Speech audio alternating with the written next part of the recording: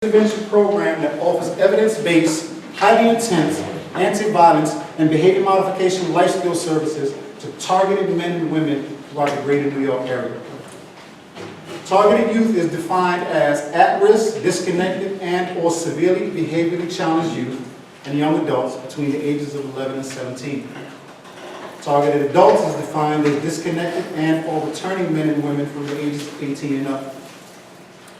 Our mission is to decrease criminal activity, recidivism, and absent following by providing positive real-time alternatives for people genuinely interested in change. For people genuinely interested in change. This is a real mission, not the cut and paste mission that people and then they get the $50 million and then the program just doesn't work. We don't have the resources to pour on kids that don't want to be helped. The key thing that I want you to understand in this whole thing, the one word that I want you to stay focused on is this.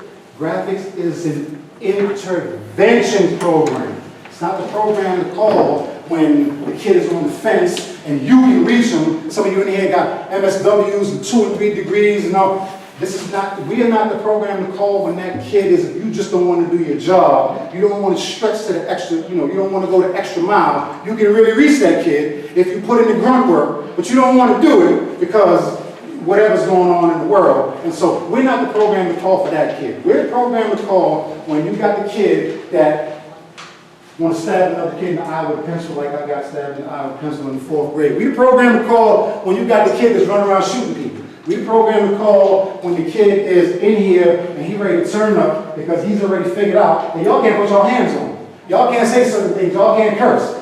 Bloomberg and we had 20 years of tyranny. Bloomberg and Giuliani. And they done put all this stuff in place and you guys are handcuffed when it comes to these kids. But guess what? We ain't handcuffed. We ain't handcuffed. We do home visits. We kick people doors. Get up, time to go to school. Let's go. Shower is going to apartments and let's go. Time to go to school. Okay? This is what we do. And the city knows what we do. And we're good at it. That's life. Our vision. We visualize helping children by helping their fathers become more responsible, helping ex-offenders by providing healthy alternatives to reoffending, helping gang members by providing a safe out that will lead to a more productive life, and helping the community by changing the way that our participants think, process information, approach situations. We visualize this through tireless self-works and through transparent partnerships with those that support our views. Well, the objective is to develop and produce customized programming that will provide New York City ACS with a new and measurable approach to reducing and controlling gang activity inside its SD and NSD facilities using effective non-traditional programming and wraparound services. Key word here is non-traditional because some of this stuff is going to be stuff you've never heard of before and you've never seen before. Next slide. The goal is to develop and produce a targeted network of ACS administrators and school leaders that will partner with GRAAFICS to offer a new, innovative, and measurable approach to decreasing incidents at SD and NSD facilities by providing programs that decrease the number of youth that come to secure detention and non-secure detention facilities. Next slide. While we're here, the purpose of this training is to strategize and identify new and effective ways to address problematic behaviors in SD and NSD facilities that may be attributed to gang activity. Stop. Don't that look like a future coming of it? Let's keep it gangster, man. Let's keep it gangster. In my forum, we all service providers. We agents of change. I got some African Americans in here that know what they see. Because when you see it on train, some of you think it's cute. But then I got some Caucasian Americans in here that have gone to some of the best schools. Because I graduated from Rutgers and Cornell after doing 16 years in prison. And some of the urban classrooms that I have been in, I've seen some mothers who say, oh, I don't have a problem dressing my child like that. But then when I got the opportunity to go to Rutgers and Cornell, the language changed and the education changed. And I was like, this little motherfucker going to jail in a little while. He's going to jail. Okay? This is the kind of forum that I run. We run a true forum that's raw, and when it's over, and it's time for you to give us your opinion, I want you to keep, like the kids say, keep it stacked. Okay? Stay right there. We're going to answer 9 questions for you. Why do kids join gangs? Why do kids stay in gangs? Why are gangs attracted to kids in SD and NSD? Why do kids not want to participate in programs when they are in detention? Why are kids not willing to talk to staff members when they are in detention? How do you convince kids that gangs are not the way to go when they are in detention? How do you make gang life unattractive? How do you get kids to participate in programming when they are in SD and NSD? And how do you get kids to open up and talk when they are gang affiliated so that they can be helped? Those are the 9 questions that we're going to answer for you in this presentation. Next slide. How does GRAAFICS work with youth gangs? To divert youth away from street gangs, GRAAFICS uses 2 approaches: education and entrepreneurialism. Stay right there. Some of you know me, some of you know a little about me, some of you don't. Educationally, I have 2 BAs, 2 Masters, National Certification in Human Resources, and I'm defending my dissertation for my PhD in Organizational Psychology and Operations Management. Like I said, I graduated from Metropolitan College of New York, Rutgers University, and I graduated from Cornell. And I did all of that after doing 16 years in prison. And when I came home, and I stayed in school 10 years straight. I came home from prison in 2002. I stayed in school 10 years straight. You know why I did it? And I'm, this is when you hit the Stables Easy button and you call GRAAFICS, this is what you get. You get it in graphic detail. You know why I did it? I did it because I got tired of people telling me what to do. I did it because I got tired of being the person that came in and exerted all the energy and did all the work. And then the person that didn't know the job, they promoted that person to my supervisor. And I had to train that person to be my boss. I got tired of doing that shit. So I said, you know what? I need to go get the PhD. You know why? Because I need to be the final authority. And in getting this education, I've robbed people, I've shot people.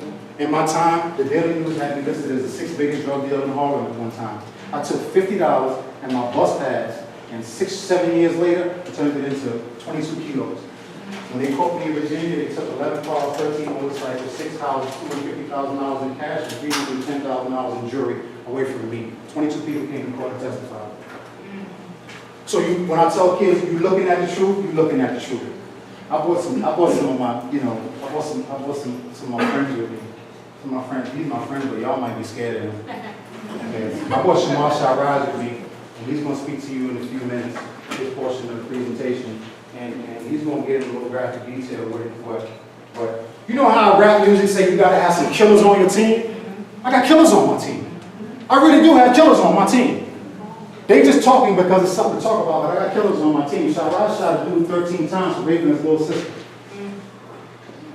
Shot him 13 times. And he went to prison and started a program like this in prison, doing the same kind of work in prison, and they were bringing high school and middle school kids from society into the prison for a program that he started. And he's going to tell you about that. The dude over there, that dude shot a dude and killed him and did 25 years in prison. That dude was a football phenom, had a scholarship to NCAA Division I school, was going to college Monday morning and killed the dude Thursday. And instead of going to do 10 years of school to be a running back for the Dallas Cowboys, he ended up doing 25 years in prison. And when he came home, I hired him. And guess why I hired him? Guess how he got out of prison? He got out of prison, he took his gun, and he turned his gun in for a crochet needle. And he crochets, left hand and right hand. And you know the amazing part about that? His story, the amazing part about his story is, he taught over 500 men in prison how to crochet.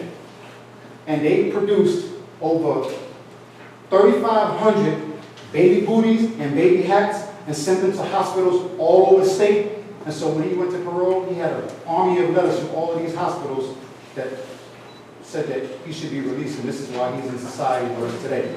And that story was so amazing that they took his life story and they put it on Broadway. It's actually the dude that wrote Make Me Wanna Holler on Broadway. His life story is on Broadway right now. You can buy tickets and go see his life story. He down with me. So August 27th. Yeah. That's it.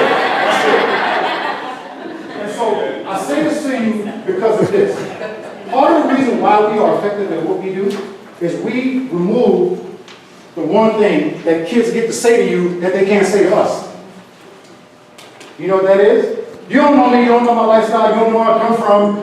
You come to work, you go home, you got food in your refrigerator, you don't know what it is to be hungry, your mommy ain't selling pussy, your daddy ain't on crack, daddy ain't in jail and all that. You know why? Because some of you, because of Bloomberg and Giuliani, you can't disclose personal information and you can't give a hug when you know a kid need a hug and you can't do certain things. So these kids, it's a gap between you and some of these kids as wide as the Grand Canyon.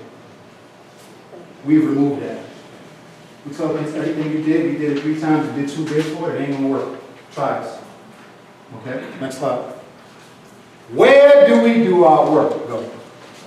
Inside of New York City, DOE public schools and middle schools. As vendors to New York City Department of Education, our targets are those middle and high schools that either have history and or incidents of mid to high level violence, are failing in their letter grade, are on the list to be closed, and all those schools that have transferred and or YABC students. Go. How it works. In alignment with the Chancellor's regulations, and here's why this program is ultimately loved by the city of New York. Because, by show of hands, how many people in here have ever heard of Feds Magazine, King Magazine, and Don Diva, and how many of you guys have ever seen those magazines on the newsstand? All right, watch this. When you are an individual from the 80s or the 90s and you do some shit in society, and you know, you made a name, and you know, you was out here acting like a coon, and they sent you away for a little while, and you came home, and you have nothing better to do with your life, you sell your story for $3,500 to Feds Magazine, and they put it in the magazine, and they sensationalize it, so the young adults that you have to deal with can look at this magazine, and it's their ambition now to be like this monkey that they're looking at in this magazine. Okay? Instead of taking my life story and selling it to Feds Magazine, while I was sitting in prison, I decided to take my life story and the life story of all the guys that was in prison with me and some of the guys, all of my friends.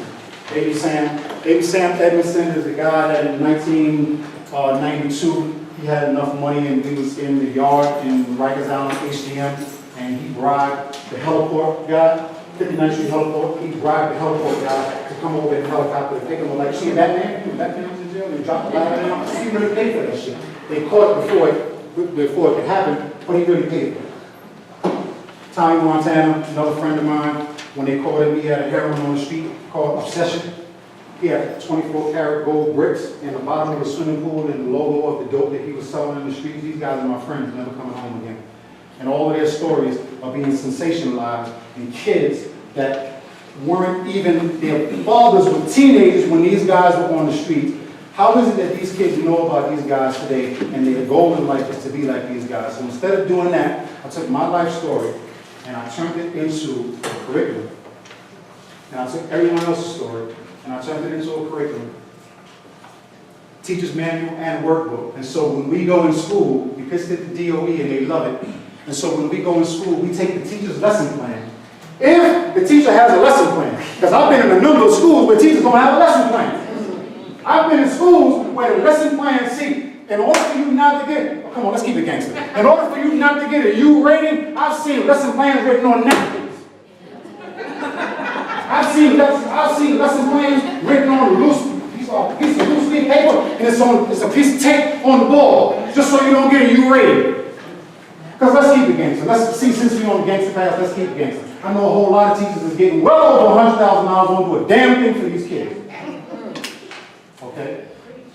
So when we created this program, we said what we're going to do, not to be offensive to teachers, because one of my favorite teachers is Garner Jones from Beaufort, South Carolina. I'm a country boy from South Carolina. And I failed statistics in every degree that I got. I love math. How you do that?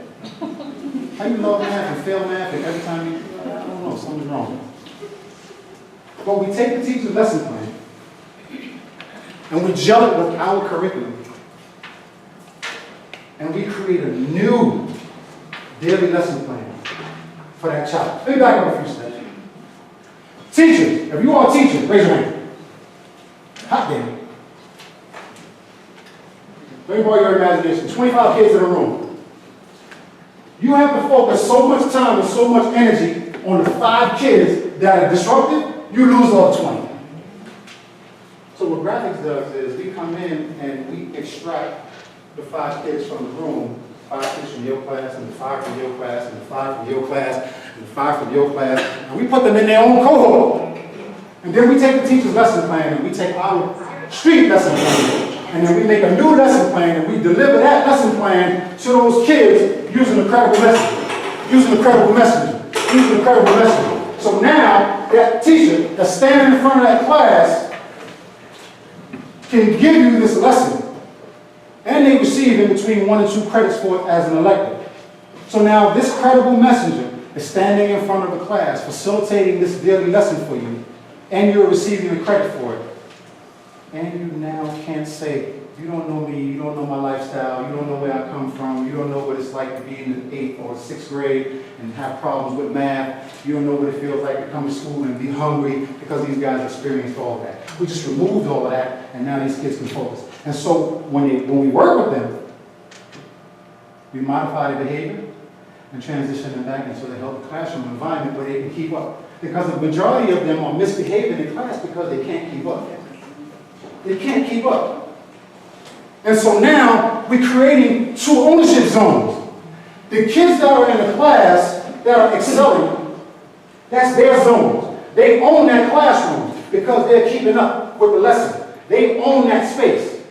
When we remove the problematic kids and we put them in the graphic space, that becomes their space. And when you merge the 2, now you have the kids that used to be problematic going back into the class, learning about what's going on in the class from the kids that are taking ownership of that space. And when those kids come to the graphics classroom, the kids that were misbehaving can show these kids what's going on, because this is our space. And that's a recipe for success. Next slide. Why cohort enrollment? As I just explained to you, how we separate them. Next slide. These are the outcomes. Men lie, women lie, numbers don't. Men lie, women lie, numbers don't. After I read this same question, I want you to ask yourself, because graphics is an unfunded program. I'm doing this here for you guys for free. And here's why I'm doing it for free. Because of this lady right here. This lady right here. I bought BET to Brownsville. And I don't even know, I still to this day, I don't even know how I met somebody. All I know is I was doing I just got tired of gun violence. My program was in some schools, and I said, you know what, I'm taking it to the streets. I came out to the streets. I was doing a presentation at 4:44 Thomas morning, and when I looked up, she was coming through the door with about 30 kids. I was like, hot damn, it's on. That's why I'm here. I'm here because she loves this work, and I love this work, and together, we're going to make something happen. And if you are not really trying to make something happen, please let them know so you can get transferred somewhere else. Because you are standing in the way for a kid's future. You can stop the kid from leaving here and getting shot. You. Not the mother, not the father, and we're going to go through that. Not you. All it takes is one person that gives a damn. I was just explaining to the brother in the back. We just recently flipped. There is a young man named Jamal Williams. He is the big homie, the leader of all Crips in Brownsville, East New York. He is the leader for all the little dudes running around calling themselves Crips. He is the leader of all of them. He's a graphic staff member now. When he came, he brought like 17 kids with him. He should be in all of That's how serious this work is that we're doing. Last year's numbers. 7 schools, 70% increase in attendance. 70% increase in LTA attendance. 70% increase in LTA. I dare you to find another program that can show you data that they have a 70% increase in LTA attendance. That means when we contract with the school, and the principal say, well, you know, Jason ain't came to school. Raj, Jason ain't go to school. All right, come on. Excuse me, Miss Jackson. Jason, you ain't back there sleeping. Yo, my man. This means stand up, and this means let's go to school. Now, you know how I know you're going? Because I'm going to come on, me and you getting on train, we're going to school. But guess what, though? Some of these kids need that. Some of these kids need that kind of love because nobody gives a damn. 20% increase in grades. We got 75 student jobs. We did 30 field trips. We did 5 community service projects.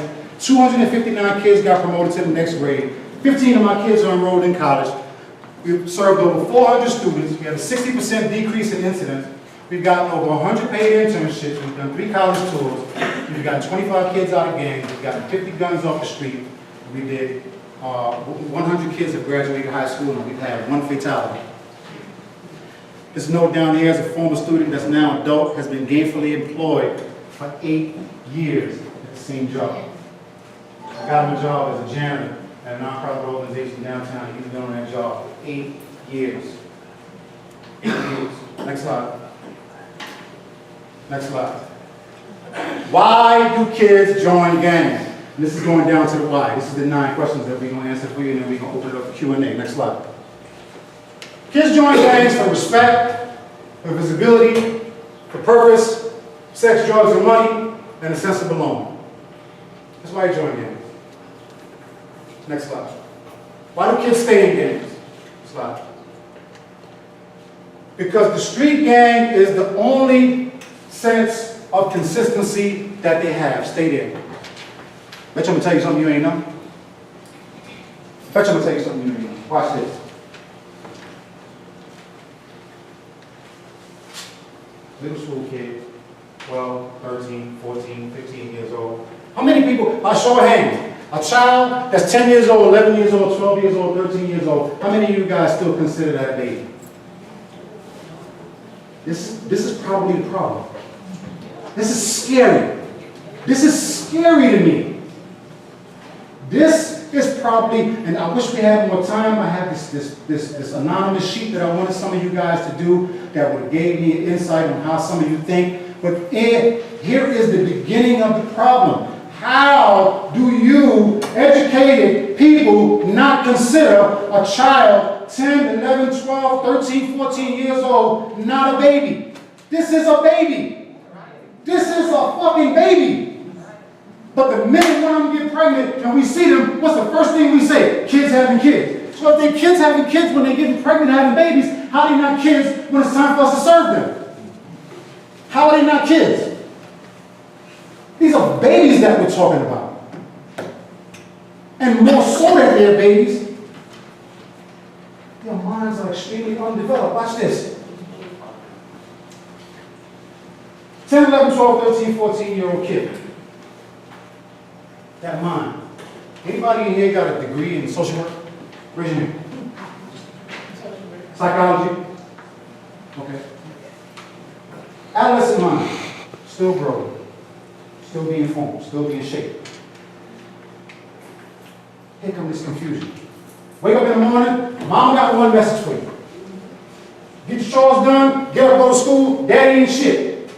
See your father, he got another message for you. I don't fuck with your moms because whatever, she work on my nerves and all this, but you're my little dude, and I love you, and I'm always be in your life, and all that. That's 2 messages. Watch this. Go to the welfare office, you gotta make up a script. You get there and tell the case manager, you get the food stamps, that's another message. Get to the school, as soon as you get in the door, school safety got 1 message, assistant principal got 1 message, principal got 1 message, every teacher got another message, your little homies and you, all these messages for a 10, 11, 12, 13-year-old mind that they have to absorb that's taking account in their lives. You know the only consistency that they got? Stand up, brother. Yo, my dude, check this out. Yo, you know, saying like, see how we do what we do, so like, on some real shit like,